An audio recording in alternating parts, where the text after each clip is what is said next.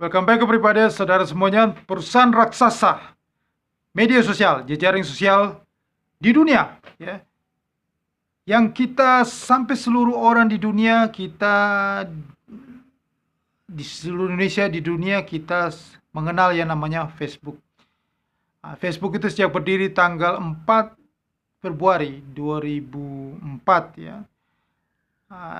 Sampai berakhirnya itu pada tanggal 28 Oktober 2021 dan dirubah menjadi Meta Platform, ya. Nah, pada 2022 dari perusahaan raksasa nomor 6 untuk sektor teknologi terbesar di dunia, perusahaan raksasa nomor 6, ya, perusahaan-perusahaan yang bonafit, ya, yang kapitalisasi besar nomor 6 di dunia. Meta Platform itu telah melorot turun tajam hingga ke posisi 11. Dan menurut data perusahaan China di posisi ke-10 yaitu Tencent Holdings, dan perusahaan raksasa chip dari Taiwan yaitu Taiwan Semiconductor Manufacturing Company memegang posisi ke-9. Nah, kondisi harga saham sejak IPO pada tahun 2012, ya, pada September 2012 itu, harga saham pertama kali, harga yang ditawarkan di pasar itu sebesar 38 US dollar, meningkat tajam sampai ke harga 219 US dollar itu pada tahun 2021. Nah, Facebook pertama kali didirikan oleh Mark Zuckerberg, ya, berserta 4 kawannya, yaitu Dustin Markovich, ya, Chris Huysch, Andrew McCollum, dan Eduardo Safrin, ya. Mereka di kamar asrama di Universitas Harvard. Mereka membuat pertama kali, dan pada Juni 2004 mereka memindahkan, ya, kantor mereka di Palo Alto, ya, California. Dan di saat itu juga mereka, pada bulan itu Juni 2004, mereka mendapatkan suntikan dana pertama kali dari investor namanya Peter Thiel, yang seorang pengusaha dalam industri PayPal pembayaran. Nah, mulai dari situlah berkembang luas, ya, berkembang terus. Mereka membuat kantor yang lebih besar. Akhirnya pada tahun 2011 mereka punya kantor yang cukup besar, ya, di Silicon Valley, ya, kantornya di Menlo Park di California. Dan pada tahun 2012 mereka IPO, ya, mereka menawarkan sahamnya di bursa Nasdaq, melantai di bursa Nasdaq, listing di bursa Nasdaq, dengan saham Facebook yang ditawarkan itu sebesar 421.233.615 lembar saham dengan nilai 38 US dollar. Dana segar yang mereka dapatkan itu sebesar 16 miliar US dollar, setara dengan 231 triliun pada rupiah kita pada waktu itu. Nah, pada saat itu nilai kapitalisasi pasar Facebook itu menjadi 59,9 miliar US dollar. Nah, 9 tahun kemudian nilai kapitalisasi pasarnya meningkat tajam menjadi 827 miliar US dollar. Luar biasa. Itu menurut data dari Macrotrends pada 15 Maret 2021. Nah, dengan hasil dana dari IPO pada tahun 2012 itu, pada saat itulah merupakan IPO terbesar perusahaan teknologi pada zaman itu, merupakan IPO dengan nilai kapitalisasi yang sangat besar. Mereka melakukan aksi korporasi, ya, mereka mengakuisisi media sosial juga yang cukup populer, yaitu Instagram. Anda tahu Instagram, Setelah itu juga mereka mengakuisisi, ya pada tahun 2014 mereka mengakuisisi uh, media sosial pesan, ya berpesan, yaitu WhatsApp itu. Pada saat itu juga WhatsApp sudah mempunyai 450 juta pengguna. Nah, dari situlah nilai kapitalisasinya semakin naik. Perusahaan Facebook ini semakin bertumbuh, harga sahamnya makin meningkat, naik tajam dan mencapai level tertinggi, ya. Tahun 2021 itu di harga 219 US dollar. Nah, pada saat memasuki tahun 2022, harga saham itu mulai dari bulan Februari sampai dengan sekarang itu tiap hari melorot terus sampai dengan detik ini. Sampai dengan hari ini harga sahamnya sudah di level 156 US dollar per lembar. Harga saham Meta Platform. Nah, kondisi ke depan banyak yang memprediksi bahwa harga jika ekonomi membaik. Jadi jika ekonomi membaik. Jadi ini ekonomi membaik, maka harga saham Meta Platform sekarang yang sudah Facebook yang pada tahun 2021 sudah berubah menjadi Meta Platform ini, itu akan naik menjadi 1000 US dollar per lembar. Tetapi prediksi saya melihat kondisi makroekonomi yang akan terjadi nanti dengan naiknya suku bunga, maka itu membuat likuiditasnya akan mengering di pasar, dan perusahaan-perusahaan sektor teknologi ini sangat membutuhkan dana yang besar sekali. Ya, karena mereka juga mereka setiap tahun itu mengeluarkan 10 miliar US dollar untuk ada satu proyek yang mereka lagi kembangkan, yaitu tentang metaverse dari Meta Platform ini.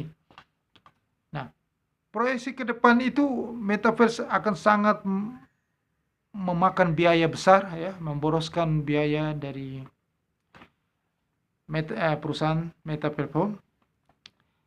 Sedangkan metaverse ini bisa bertumbuh itu di kondisi suku bunga rendah, di mana kondisi yang 2001 ke belakang, ya, kondisi saat ini menurut logika saya proyek mereka metaverse itu tidak bisa bertumbuh karena kondisi yang tidak di luar logika, ya. Seperti apa kata Bill Gates, ya, teori orang bodoh, ya, membeli orang bodoh yang banyak di pasar, yang membeli aset di harga yang lebih tinggi, yang sudah mahal. Kemudian orang itu berharap ada orang lain yang akan membeli di harga lebih tinggi daripada yang dia beli. Jika tidak ada orang lain yang membeli di harga yang lebih tinggi, maka harga itu akan jatuh dalam. NFT itu produk virtual dunia maya, produk angan-angan yang sangat tidak jelas, yang sangat tidak memajukan ekonomi sama sekali. Ekonomi dunia nyata yang jelas saja itu tidak berkembang. Semakin kesulitan duit. Ini membeli di metaverse itu kita bisa membeli lahan, ya, membeli toko, menjual barang yang kita tidak memiliki secara nyata. Hanya kita menghaburkan duit di dunia maya supaya ada orang lain yang bisa membeli lebih tinggi lagi. Jadi kita berspekulasi di dunia maya. Ini proyek Meta Platform yang saya pikir ini akan memboroskan keuangan dari perusahaan, dan ini akan merugikan pertumbuhan bisnis Meta Platform ke depan. Karena hal ini tidak masuk akal. Sangat di luar logika. Apa yang dikatakan teori orang bodoh Bill Gates itu, ini akan mematikan bisnis Meta Platform ini. Dan juga kita kilas balik bahwa Facebook ini sepanjang perjalanannya sudah sering mengalami banyak masalah yang membuat ada kehilangan 1 juta penggunanya. Ada separuh pengguna Facebook yang sudah menghilang. Ya, proyeksi ke depan itu Facebook ini akan kalah persaingan. Kondisi pertumbuhannya akan tersendat, akan kalah dengan media sosial lain seperti TikTok, seperti YouTube, ya, dan Snapchat. Ya, dia juga akan banyak sekali menguras biaya-biaya untuk melawan pesaing-pesaing ini, ya. Dan juga itu yang paling besar itu adalah metaverse itu. Dan mereka karena orang sudah banyak sudah meninggalkan itu Facebook. Lambat laun Facebook itu Anda merasakan sendiri di Indonesia sudah mulai ditinggalkan. Mereka sudah masuk ke TikTok dan YouTube dan Snapchat. Jadi potensi bisnis meta platform ke depan semakin suram. Dan juga banyak masalah-masalah tentang misinformasi yang terjadi di Facebook, ya, yang menguras biaya untuk perbaikannya. Contoh juga masalah dengan pemilu Donald Trump yang terjadi pada tahun 2016, ya, yang membuat Mark Zuckerberg itu bolak-balik dipanggil untuk berbicara, bersaksi di Senat, dan mereka perusahaan Facebook dijatuhi hukuman denda, dan sampai akhirnya mereka pada tahun 2018, ya, 2021 kemarin, ya, sudah menutup akun mantan Presiden Donald Trump, ya, Instagram dan Facebooknya. Nah, itu masalah-masalah yang selalu dihadapi oleh Facebook sampai dengan detik ini. Nah, perkembangan Facebook atau meta platform ini kedepannya semakin sulit, maka harga sahamnya akan cenderung turun terus. Dan kalau proyeksi saya ke depannya, dan nanti Oktober 2022, di mana bursa Nasdaq akan anjlok menuju level 5.000, dan itu sudah pasti secara makroekonomi udah pasti, karena Bank Sentral Amerika tetap akan dengan langkah hawkishnya, dengan langkah agresifnya akan menaikkan suku bunga ke level yang paling tinggi, maka sektor teknologi yang syarat modal itu akan mengalami resikonya. Akan ada penurunan harga yang tajam. Maka mereka akan mengalami kerugian besar, ya, sektor-sektor teknologi. Yang saya bicara di sini adalah meta platform akan kembali ke harga pada saat dia IPO, yaitu 38 US dollar itu akan disentuh, karena pada pertama kali tahun 2012 IPO harganya langsung melejit terbang, tidak pernah ada koreksi ke harga IPO-nya. Maka harga IPO itu 38 US dollar itu akan disentuh pada Oktober 2022 nanti. Maka ini ada peluang. Peluang adalah Anda trading di futures, Anda hold position untuk saham meta platform. Anda bisa trading di contract for different CFD saham meta platform. Hari ini harganya di level 157-156. Ini adalah satu peluang besar untuk Anda bisa dapatkan profit ini. Karena harga saham bursa Nasdaq anjlok. Saham-saham sektor teknologi itu pasti turun. Dan proyeksi ke harga 38 itu pasti terjadi. Ini ada kesempatan besar, peluang besar, Anda harus manfaatkan peluang ini. Karena kondisi perusahaan meta platform ini sudah semakin sulit bertumbuh. Mark Zuckerberg, pemiliknya, hanya berharap di proyek baru mereka, Metaverse, yang lagi dibangun.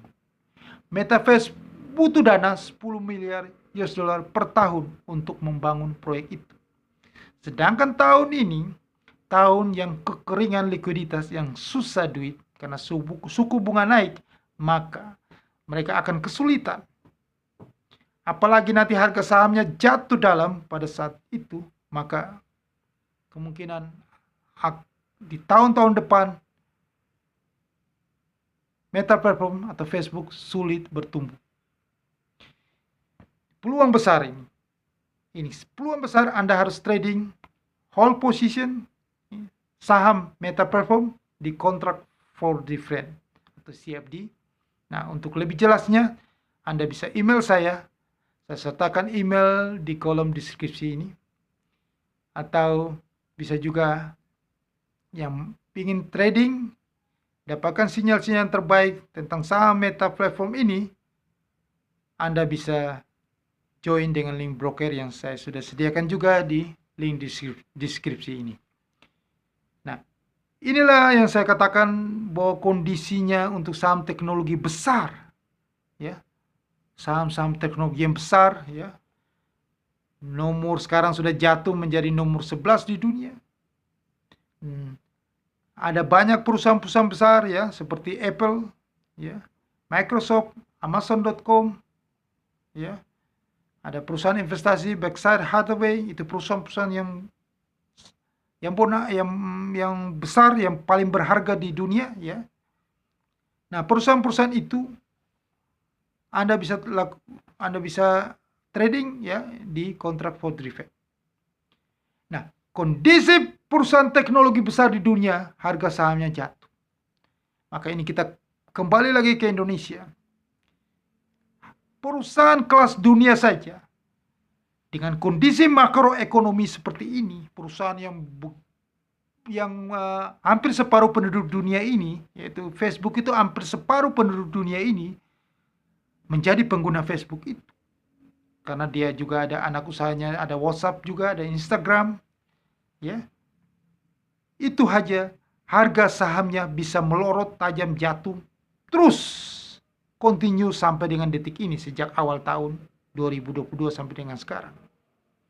Apalagi perusahaan-perusahaan teknologi yang belum jadi market leader. Di Indonesia aja belum jadi market leader, baru mau merangkak mencoba.